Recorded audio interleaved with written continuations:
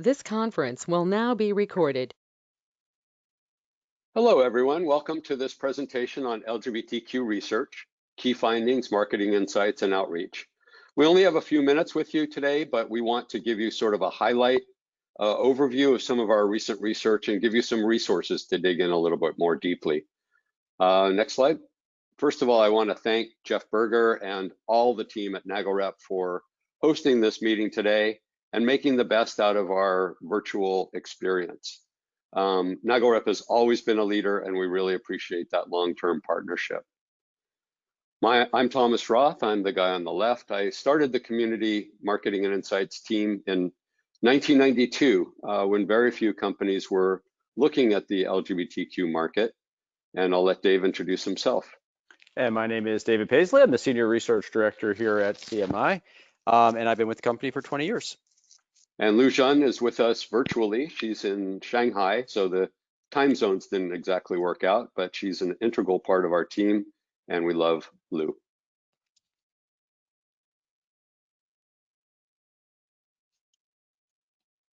I want to tell you a little bit about our company to give a sense of who is presenting this research.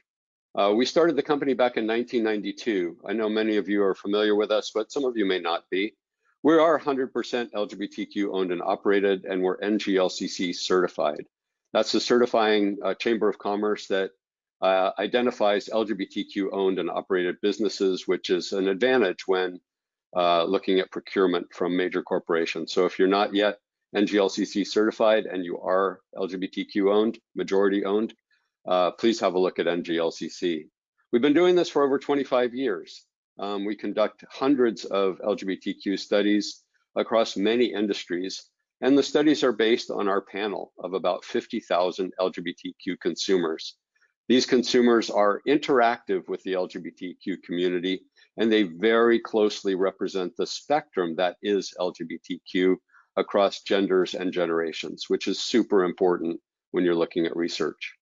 As a full service research company, but focused on LGBTQ, we produce surveys, focus groups, interviews and intercepts, and other methodologies. And we work with a wide variety of organizations, which I'll highlight on the next slide. About a third of our clients are in the world of finance, which I consider banking and investments and real estate. About a third of our clients are in tourism and hospitality, and that's really where we got our start for about the first 10 years in business. Tourism and hospitality has really been the leader. And about a third of our clients really span almost everything else, from media to pharmaceuticals to retail. We work with AARP and a lot of other nonprofit organizations to help them understand the community. We work with government organizations and universities. And we also work with other research companies and partner with them. We have an enormous amount of research on our website, and I encourage you to visit www.cmi.info to download the studies that we're going to be talking about today, as well as many other reports that we've conducted over the past few years, available for free, just with a click off of our website. We have a really great library of information there that if you're interested, you should really dig into. So I'm going to introduce the 14th annual LGBTQ community survey. This is the largest survey of its kind and also the longest lasting. So we've been able to track trends and look at motivations and preferences and purchases over the past decade plus. And this year's survey was sponsored by Wells Fargo and Google. This study is that we're going to be talking about today is of 17,000 LGBTQ community members. And this is through our own panel, but also in partnership with about 150 LGBTQ media organizations and events that partner with us every year on this study. So the results really do, at 17,000 and with so many partners, really does represent the full spectrum of LGBTQ across genders, generations, ethnicities, demographics, etc. I'm going to talk just a little bit about terminology to get us started, and then I'm going to turn it over to David. Terminology is very important in any marketing, of course, because if you're speaking to a community, you want your communications to resonate with that community. And if we use a wrong term or use a term inappropriately, it can really kind of spoil the conversation. So every year we produce this question, and it helps our clients understand which terminology is most favored at that time. And it's really changed dramatically since we started this when it was the gay market in the early 90s, and then became gay and lesbian, and then GLBT, and then LGBT, and the letters and now symbols continue to grow. And I think we should embrace that because it's just reflective of the diversity that is LGBTQ. So right now, LGBTQ is the most favorable. I wouldn't have been able to say that even 2 years ago. It's really risen to be the most inclusive term. LGBT isn't bad, but if you're looking to be most current, I would suggest using LGBTQ. The term gay is all right for about 50%, but I would caution against that widely because a lot of the lesbian community and the gender non-binary don't identify with the term gay. So be careful of that term. LGBTQ plus is rising, and we might see that overtake LGBTQ in a few years. Queer, it depends on context. It depends on the nuance. Within our community, we can use the term queer, but we don't really want corporate America using that term. So be cautious about that. And you'll see the last few include the letter I, that is for intersex. It's used widely in Europe, South America, Asia, and Australia, but it hasn't really caught on yet in North America. It is something that we're also monitoring. Next, Dave. I'm going to turn it over to Dave now to give you some highlights of some of our recent research. All right, and the first thing I want to talk about is where LGBTQ people live, because I think that's really a big myth, is that traditionally the LGBT community has been thought of as this sort of urban, urban-centered population. And maybe that was true 30 years ago, or maybe even 20 years ago, but that's really changed over time. And the reason that's changed over time is that more and more places have become LGBTQ friendly over the last 20 years. It used to be that our community could only really be in big cities or some enclaves like Palm Springs or Key West because we were accepted in those places. But today it's a little bit different. And even when we look at like even conservative states, when we think of maybe conservative states like Texas, yes, maybe the state is conservative, but Dallas and Houston and San Antonio and Austin are very LGBTQ friendly places. Same thing for something like, say, Florida. I mean, Florida as a state may be somewhat conservative, but some of the biggest population density centers of LGBTQ people in the country, like Fort Lauderdale and Key West, are in Florida. So we're very much a community that's a little bit of migration. And what I mean by that is that we don't have to live in New York and San Francisco anymore. And migration is a really big topic right now because of COVID-19. But LGBTQ migration was starting to happen well before that. I could take myself for an example, is that I moved from San Francisco to Joshua Tree, California 5 years ago. And what's been interesting to me is that although I live in a relatively rural place, as more and more houses become available, more and more LGBT people are moving into my neighborhood, honestly cashing out of Palm Springs and now moving up the mountain into Joshua Tree. So that migration is happening. So there's an opportunity in all types of communities for real estate agents to serve the LGBTQ community, and that we live in big cities, small cities, and more of the suburbs and rural areas. I also want to point out that our day job is sort of custom research, and we did a custom research project for Freddie Mac about 2 years ago, and that's available on our website and also the Freddie Mac website. But I'm going to be referencing some of that research as we go through this also. I also want to point out that there's no one LGBTQ market, and I think that's really important, is that we span all genders and sexual orientations and generations and race and ethnicity. That's important to understand. I mean, obviously, a single gay man living in San Francisco has totally different real estate needs than, say, an older lesbian retired couple living in Arkansas, right? It's a totally different market. And all corporations have to come to terms with that, is that there's no one LGBTQ consumer. We are LGBTQ, but we are of different genders, we are of different generations, we are of different races and ethnicities, and that affects our consumer behavior. I also want to point out, and this is something we saw about Freddie Mac, is that the LGBT community actually underrepresents a little bit in home ownership than the general population. The Freddie Mac study showed that about half of LGBT participants aged 20 to 72 own their own home, and that's much less than the general population, which has about a 64% homeownership rate. So you ask, why is that? And there's a lot of demographic reasons that comes into play here. But I do want to point out that is a truth, right? And we see that in a number of research projects, including our own. We see that there's not a big difference between lesbian and gay men, but it actually falls a little bit for the bisexual community and then really falls quite a bit for the transgender and gender expansive community. And that's because there's a lot of employment and income discrimination against transgender people. Not surprising, we see that the millennial market falls quite a bit, and then it gets a little bit higher for Generation X and baby boomers.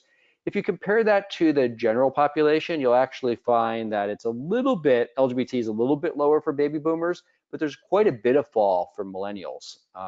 And then we also see in the Black, Latino, and white non-Hispanic community is that we'll see that it's less for Black and Latino LGBTQ people. That's true of the general population too. And a little bit higher for white non-Hispanics. But what's interesting here is that if you compare that to the general population, this would all pop up about 10% on each of these categories for the general population. So there is a little bit of underrepresentation for LGBTQ, and we want to spend a little time having you understand that a little bit more, but also give you some ways of getting around it. All right, so the first thing is that the LGBT community is less likely to be married, and that is a big indicator of buying real estate, right, is being married.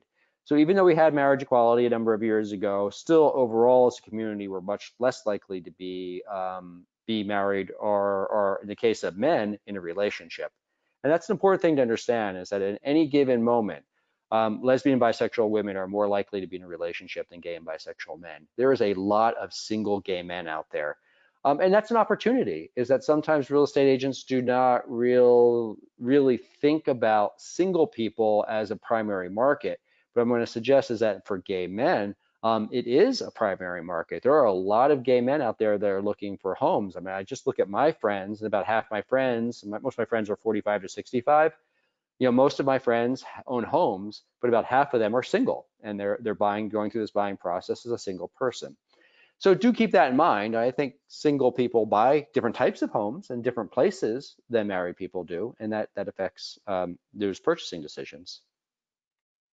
The second of all is that the LGBTQ community trends younger, and I think this is really interesting, is that one of the reasons we underrepresent is that we do trend younger as a whole, but that also means that there's this very large young LGBTQ community that is growing with age and getting better income and better jobs over time, and are going to become more likely to want to buy homes over time. So becoming LGBTQ friendly becomes really important because it's really important to this younger generation, which is aging into more of a home buying age. We as a community are less likely to be parents, and that's true. Now, what's interesting here is that if we look at parent rates within the LGBTQ community, we find much higher rates with lesbian and bisexual women than gay and bisexual men. So do keep that in mind. There's this big group of female same-sex couples with children who are looking for homes, probably more in the suburbs, probably more family-friendly homes, right? But then you have this larger group of gay men who are more likely to be single and much more likely to be not in a relationship also. And the home buying purchasing there is going to be really different, perhaps more urban, perhaps more townhouses and condos, right? So it differs. There's differences within the LGBTQ are really important. And the other thing to say is that we're more likely to be mobile. And there's a lot of research about this, and I think it's really interesting, is that we tend, as LGBTQ people, not to stay in the place in which we grew up. And that creates opportunities, but also some obstacles for real estate, because people need to be sort of stable in order to get to a point of feeling like they want to buy a home. So I think becoming stable within a community is a really important thing as far as real estate. And do keep that in mind, is that we tended to leave when we were 18, 19, 20 to a different place and reestablish ourselves in a different location to put down our roots. I also want to point that LGBT community tends to be pet owners. Now we actually have about the same pet ownership population rates as the general population. But do keep that in mind, is that I think for the LGBT community, often our pets become our children, and you know, finding homes and finding condos that are pet friendly becomes really, really important to the LGBT community. And I think also using pets in advertising for real estate agents can be really effective. I'm also going to point out here that lesbian bisexual women are more likely to own or to care for pets than gay bisexual men. I think that has a little bit to do with where different community members live. We do see that in the data that gay and bisexual men are more likely to live in condos, more likely to live in urban settings than lesbian bisexual women that are more likely to have single family homes, maybe in the suburbs or even rural communities. I also want to stress about the importance of being either an LGBTQ friendly real estate agent or maybe an LGBTQ real estate agent. And what we find here in the research, we asked, you know, think about the real estate agent you used the last time when you bought or sold a house. You know, what is the relationship of that person to the LGBTQ community? And we found in the Freddie Mac study that the LGBTQ homeowners, they were very much more likely to use an agent that was either LGBTQ friendly themselves or identified as being friendly or an ally to our community. So that's really important. And you know, on this call, I'm probably speaking to the choir in the sense that you're probably NAGLE members, and that's really an important way to identify yourself as being LGBTQ friendly and understanding the needs of the LGBTQ community. And it's important to that agent selection. So I'm going to turn it over to Tom, and he's going to talk a little bit about some advertising issues. Yeah, so thank you, Dave. That was excellent. I appreciate it. Getting a little bit back to communications, I touched on terminology and how important that is. I think also where you message is super important with our community. And I think like all communities, we want to know that you're connecting with us, that you're not just considering us some sort of target market. And one really important way to do that is through advertising in the LGBTQ media. A lot of it's going toward online. There's still a lot of print out there, but most of the print media that is no longer publishing in print certainly has a strong web presence, and they have social media and they have websites. So there's certainly really important ways to connect with the community through our own media. Our study found that 72% of those 17,000 people are more likely to purchase from a company that advertises in the LGBTQ press.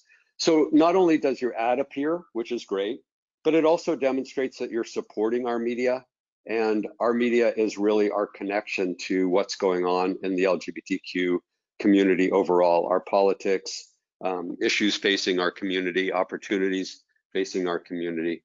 And next, Dave. So on that note, we do trust the LGBTQ media more than we trust the general media. Why that's important is because there's so much out there right now, and especially in social media, pros and cons about just every topic. We really don't know what to trust, but the LGBTQ media is strongly trusted by the LGBTQ community. So that's another reason to be present in our media. And I also just want to mention, we have lots of research on this, but supporting our organizations, supporting our events, supporting the community, being involved in our community. Beyond NAGLE Rep, you might consider joining your local LGBTQ Chamber of Commerce, for example. These are ways to demonstrate that you are part of the community and that you respect our community and want to be involved and make sure that we are respected and a part of the overall community. So that's a little bit of our research. We could literally talk for days. There's a lot of information on our website, so I think the next step, assuming that you want to dig a little bit deeper, would be to go to cmi.info. All of the studies that we mentioned are downloadable for free with a click on a link from cmi.info. This is our way of making sure that the entire community and the entire industry is strengthened and enabled by the research. Of course, as Dave mentioned, our day job is doing custom research, but there's a lot of data and insight available for free off of our website. So really encouraging you to make a stop there at cmi.info, and please continue the conversation. We'd be happy to answer your questions or engage with you in whatever way makes sense to help you on your journey. So thanks for taking the time with us today. We look forward to a continued long-term relationship with Nagelrep and with Jeff Berger and his team, and we'll see you around.